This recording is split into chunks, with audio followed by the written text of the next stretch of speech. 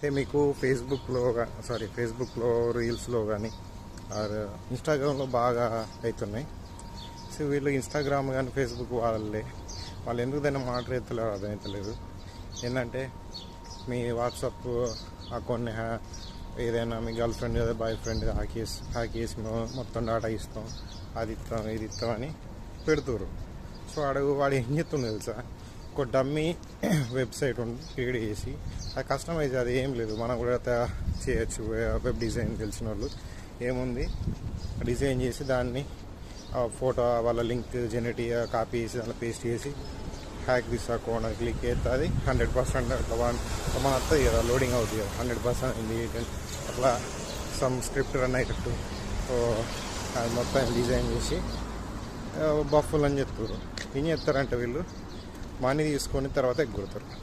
ఇది main cheating.